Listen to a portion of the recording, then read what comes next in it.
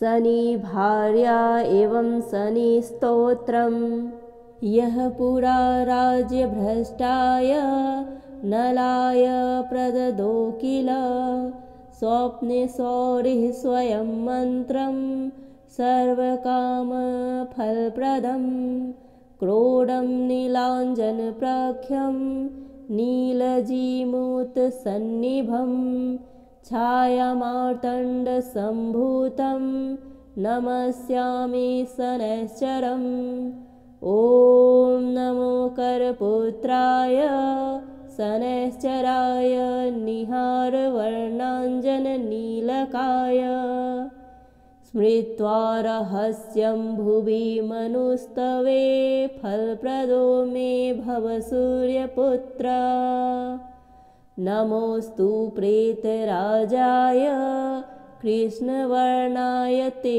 नमः शनैश्चराय क्रूराय सिद्धिबुद्धिप्रदायिने य एभिर्नामभिः स्तौति तस्य तुष्टो भवाम्यहम् मामकानां भयं तस्य स्वप्ने स्वपि न जायते गार्गेय कौशिकस्यापि पिप्पलादो महामुनिः शनैश्चरकृता पीडा न भवति कदाचन प्रोढस्तु पिङ्गलो बभ्रुः कृष्णो रौद्रोऽन्तको यमः सौरिः शनैश्चरो मन्दः पिप्पलादेन संयुतः एतानि शनिनामानि प्रातरुत्थाय यः पठेत्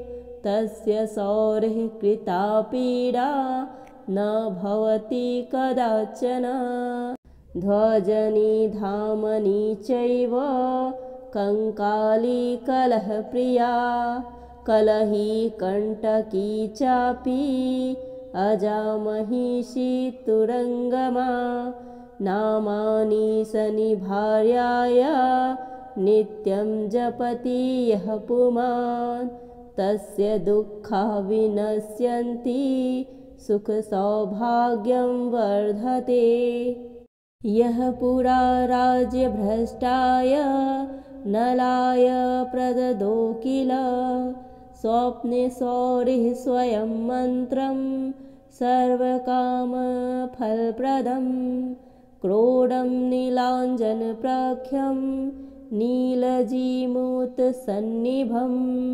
छायामार्तण्डसम्भूतं नमस्यामि शनैश्चरम् ॐ नमो करपुत्राय शनैश्चराय निहारवर्णाञ्जननीलकाय स्मृत्वा रहस्यं भुवि मनुस्तवे फलप्रदो मे भव सूर्यपुत्र नमोऽस्तु प्रेतराजाय कृष्णवर्णाय ते नमः शनैश्चराय क्रूराय सिद्धिबुद्धिप्रदायिने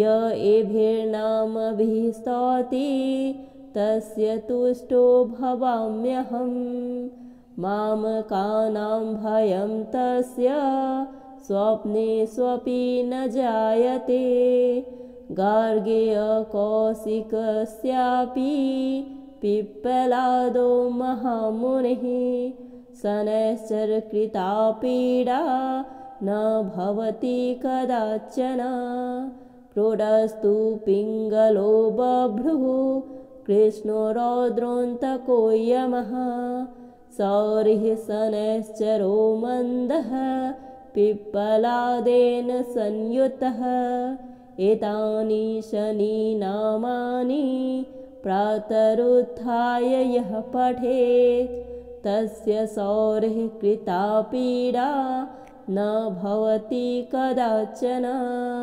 ध्वजनी धामनी चैव कंकाली कलहप्रिया कलही कण्टकी चापि अजामहिषी तुरङ्गमा नामानि शनिभार्याय नित्यं जपति यः पुमान् तस्य दुःखा विनश्यन्ति सुखसौभाग्यं वर्धते।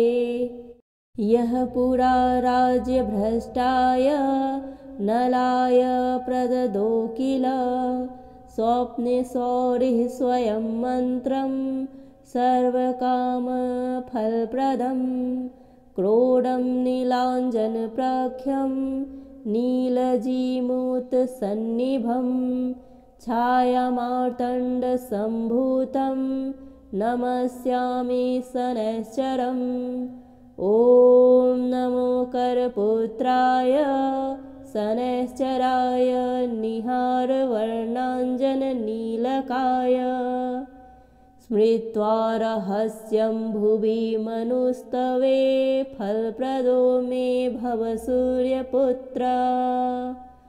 नमोऽस्तु प्रेतराजाय कृष्णवर्णाय ते नमः शनैश्चराय क्रूराय सिद्धिबुद्धिप्रदायिने य एभिर्नामभिः स्तौति तस्य तुष्टो भवाम्यहम्।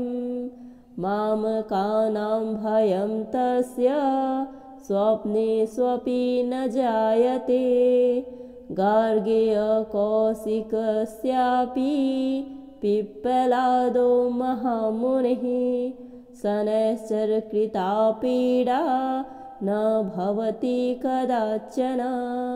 क्रोडस्तु पिङ्गलो बभ्रुः कृष्णो रौद्रोऽन्तको यमः सौरिः शनैश्चरो मन्दः पिप्पलादेन संयुतः।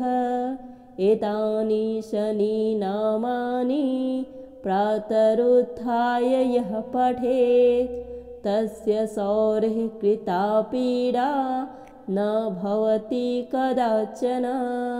ध्वजनि धामनि चैव कङ्काली कलहप्रिया कलही कण्टकी चापि अजामहिषी तुरङ्गमा नामानि शनिभार्याय नित्यं जपति यः पुमान् तस्य दुःखा विनश्यन्ति सुखसौभाग्यं वर्धते। यः पुरा राज्यभ्रष्टाय नलाय प्रददो किल स्वप्ने सौरिः स्वयं मन्त्रं सर्वकामफलप्रदं क्रोडं नीलाञ्जनप्रख्यं नीलजीमूतसन्निभं छायामार्तण्डसम्भूतं नमस्यामि शनैश्चरम्। ॐ नमो करपुत्राय शनैश्चराय निहारवर्णाञ्जननीलकाय स्मृत्वा रहस्यं भुवि मनुस्तवे फलप्रदो मे भव सूर्यपुत्र। नमोऽस्तु प्रेतराजाय कृष्णवर्णाय ते नमः शनैश्चराय क्रूराय सिद्धिबुद्धिप्रदायिने य एभिर्नामभिः स्तौति तस्य तुष्टो भवाम्यहम्। मामकानां भयं तस्य स्वप्ने स्वपि न जायते गार्गेय कौशिकस्यापि पिप्पलादो महामुनिः शनैश्चरकृता पीडा न भवति कदाचन। क्रोडस्तु पिङ्गलो बभ्रुः कृष्णो रौद्रोऽन्तको यमः सौरिः शनैश्चरो मन्दः पिप्पलादेन संयुतः। एतानि शनिनामानि प्रातरुत्थाय यः पठेत् तस्य सौरिः कृता पीडा न भवति कदाचन। ध्वजनि धामनि चैव कंकाली कलहप्रिया कलही कंटकी चापी अजामहिषी तुरंगमा नामानि सनिभार्याय नित्यं जपति यः पुमान् तस्य दुःखा विनश्यन्ति सुखसौभाग्यं वर्धते। यः पुरा राज्यभ्रष्टाय नलाय प्रददो किल स्वप्ने सौरिः स्वयं मन्त्रं सर्वकामफलप्रदं क्रोडं नीलाञ्जनप्रख्यं नीलजीमूतसन्निभं छायामार्तण्डसम्भूतं नमस्यामि शनैश्चरम्। ॐ नमो करपुत्राय शनैश्चराय निहारवर्णाञ्जननीलकाय स्मृत्वा रहस्यं भुवि मनुस्तवे फलप्रदो मे भव सूर्यपुत्र। नमोऽस्तु प्रेतराजाय कृष्णवर्णाय ते नमः शनैश्चराय क्रूराय सिद्धिबुद्धिप्रदायिने य एभिर्नामभिः स्तौति तस्य तुष्टो भवाम्यहम्। मामकानां भयं तस्य स्वप्ने स्वपि न जायते गार्गेय कौशिकस्यापि पिप्पलादो महामुनिः शनैश्चरकृता पीडा न भवति कदाचन। प्रोढस्तु पिङ्गलो बभ्रुः कृष्णो रौद्रोऽन्तको यमः सौरिः शनैश्चरो मन्दः पिप्पलादेन संयुतः। एतानि शनिनामानि प्रातरुत्थाय यः पठेत् तस्य सौरिः कृता पीडा न भवति कदाचन। ध्वजनि धामनि चैव कंकाली कलहप्रिया कलही कंटकी चापि अजामहिषी तुरंगमा नामानि सनिभार्याय नित्यं जपति यः पुमान् तस्य दुःखा विनश्यन्ति सुखसौभाग्यं वर्धते। यः पुरा राज्यभ्रष्टाय नलाय प्रददो किल स्वप्ने सौरिः स्वयं मन्त्रं सर्वकामफलप्रदं क्रोडं नीलाञ्जनप्रख्यं नीलजीमूतसन्निभं छायामार्तण्डसम्भूतं नमस्यामि शनैश्चरम्। ॐ नमो करपुत्राय शनैश्चराय निहारवर्णाञ्जननीलकाय स्मृत्वा रहस्यं भुवि मनुस्तवे फलप्रदो मे भव सूर्यपुत्र। नमोऽस्तु प्रेतराजाय कृष्णवर्णाय ते नमः शनैश्चराय क्रूराय सिद्धिबुद्धिप्रदायिने य एभिर्नामभिः स्तौति तस्य तुष्टो भवाम्यहम्। मामकानां भयं तस्य स्वप्ने स्वपि न जायते गार्गेय कौशिकस्यापि पिप्पलादो महामुनिः शनैश्चरकृता पीडा न भवति कदाचन। प्रोढस्तु पिङ्गलो बभ्रुः कृष्णो रौद्रोऽन्तको यमः सौरिः शनैश्चरो मन्दः पिप्पलादेन संयुतः। एतानि शनिनामानि प्रातरुत्थाय यः पठेत् तस्य सौरिः कृता पीडा न भवति कदाचन। ध्वजनी धामनी चैव कंकाली कलहप्रिया कलही कंटकी चापि अजामहिषी तुरंगमा नामानि सनिभार्याया नित्यं जपति यः पुमान् तस्य दुःखा विनश्यन्ति सुख सौभाग्यं वर्धते। यः पुरा राज्यभ्रष्टाय नलाय प्रददो किल स्वप्ने सौरिः स्वयं मन्त्रं सर्वकामफलप्रदं क्रोडं नीलाञ्जनप्रख्यं नीलजीमूतसन्निभं छायामार्तण्डसम्भूतं नमस्यामि शनैश्चरम्। ॐ नमो करपुत्राय शनैश्चराय निहारवर्णाञ्जननीलकाय स्मृत्वा रहस्यं भुवि मनुस्तवे फलप्रदो मे भव सूर्यपुत्र। नमोऽस्तु प्रेतराजाय कृष्णवर्णाय ते नमः शनैश्चराय क्रूराय सिद्धिबुद्धिप्रदायिने य एभिर्नामभिः स्तौति तस्य तुष्टो भवाम्यहं।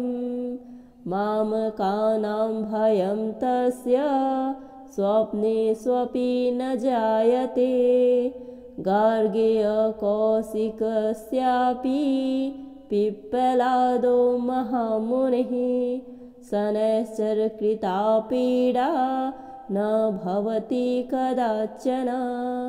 प्रोढस्तु पिङ्गलो बभ्रुः कृष्णो रौद्रोऽन्तको यमः सौरिः शनैश्चरो मन्दः पिप्पलादेन संयुतः। एतानि शनिनामानि प्रातरुत्थाय यः पठेत् तस्य सौरिः कृता पीडा न भवति कदाचन। ध्वजनी धामनी चैव कंकाली कलहप्रिया कलही कंटकी चापि अजामहिषी तुरंगमा नामानि सनिभार्याया नित्यं जपति यः पुमान् तस्य दुःखा विनश्यन्ति सुख सौभाग्यं वर्धते।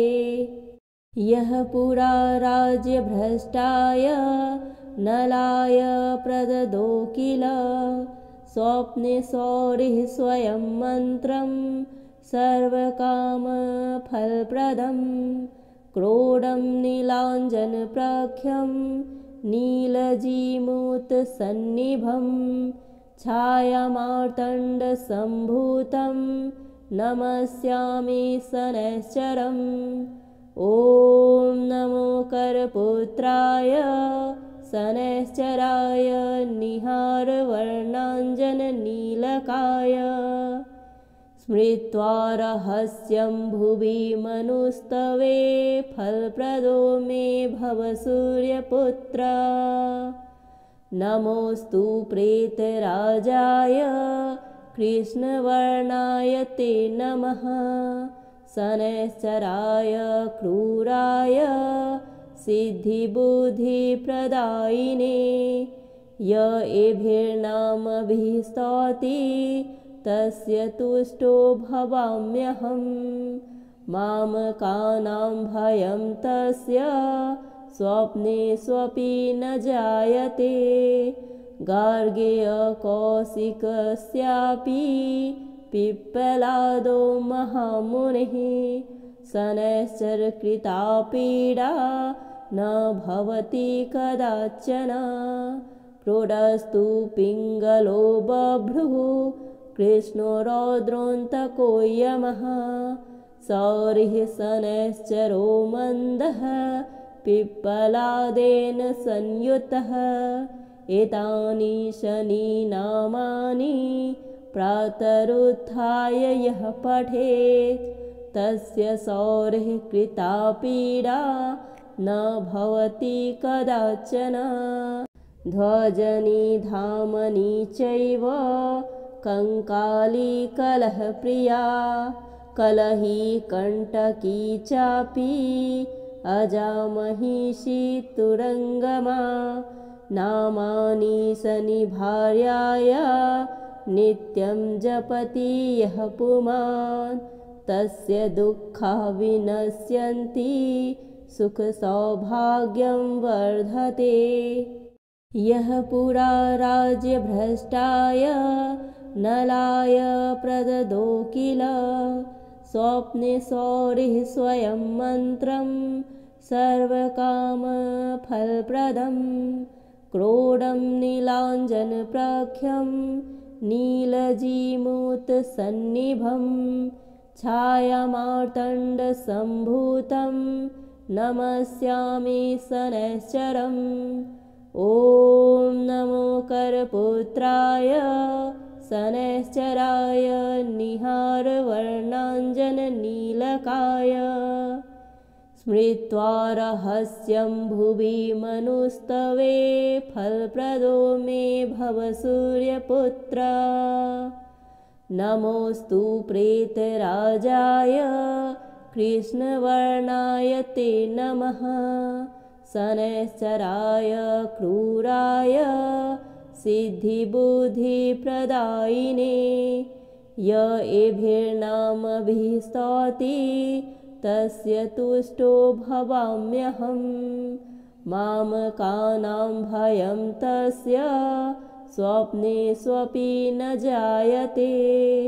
गार्गेय कौशिकस्यापि पिप्पलादो महामुनिः शनैश्चरकृता पीडा न भवति कदाचन। क्रोडस्तु पिङ्गलो बभ्रुः कृष्णो रौद्रोऽन्तको यमः। सौरिः शनैश्चरो मन्दः पिप्पलादेन संयुतः। एतानि शनिनामानि प्रातरुत्थाय यः पठेत् तस्य सौरिः कृता पीडा न भवति कदाचन। ध्वजनि धामनि चैव कंकाली कलहप्रिया कलही कंटकी चापि अजामहिषी तुरंगमा।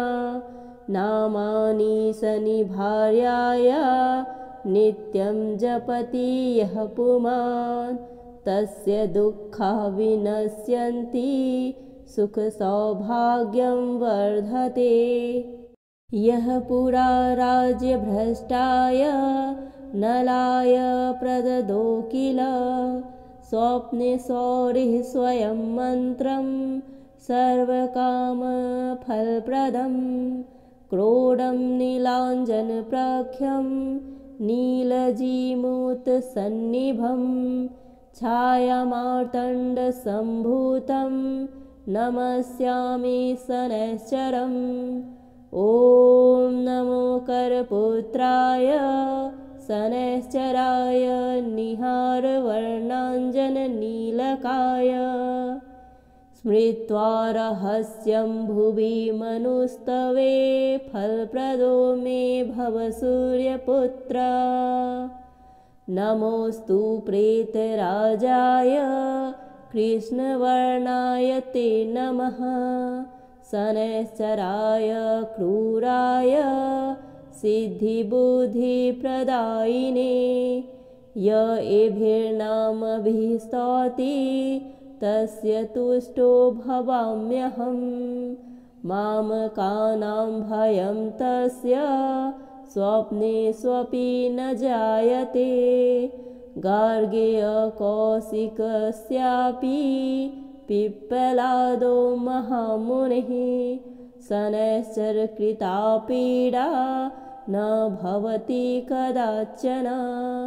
प्रोडस्तु पिङ्गलो बभ्रुः कृष्णो रौद्रोऽन्तको यमः सौरिः शनैश्चरो मन्दः पिप्पलादेन संयुतः एतानि शनिनामानि प्रातरुत्थाय यः पठेत् तस्य सौरिः कृता पीडा न भवति कदाचन ध्वजनि धामनि चैव कङ्काली कलहप्रिया कलही कण्टकी चापि अजामहिषी तुरङ्गमा नामानि शनिभार्याय नित्यं जपति यः पुमान् तस्य दुःखा विनश्यन्ति सुखसौभाग्यं वर्धते यः पुरा राज्यभ्रष्टाय नलाय प्रददो किल स्वप्ने सौरिः स्वयं मन्त्रं सर्वकामफलप्रदं क्रोडं नीलाञ्जनप्रख्यं नीलजीमूतसन्निभं छायामार्तण्डसम्भूतं नमस्यामि शनैश्चरम् ॐ नमो करपुत्राय शनैश्चराय निहारवर्णाञ्जननीलकाय स्मृत्वा रहस्यं भुवि मनुस्तवे फलप्रदो मे भव सूर्यपुत्र नमोऽस्तु प्रेतराजाय कृष्णवर्णाय ते नमः शनैश्चराय क्रूराय सिद्धिबुद्धिप्रदायिने य एभिर्नामभिः स्तौति तस्य तुष्टो भवाम्यहम् मामकानां भयं तस्य स्वप्ने स्वपि न जायते गार्गेय कौशिकस्यापि पिप्पलादो महामुनिः शनैश्चरकृता पीडा न भवति कदाचन प्रोडस्तु पिङ्गलो बभ्रुः कृष्णो रौद्रोऽन्तको यमः सौरिः शनैश्चरो मन्दः पिप्पलादेन संयुतः एतानि शनिनामानि प्रातरुत्थाय यः पठेत् तस्य सौरिः कृता पीडा न भवति कदाचन ध्वजनि धामनि चैव कङ्काली कलहप्रिया कलही कण्टकी चापि अजामहिषी तुरङ्गमा नामानि शनिभार्याय नित्यं जपति यः पुमान् तस्य दुःखा विनश्यन्ति सुखसौभाग्यं वर्धते।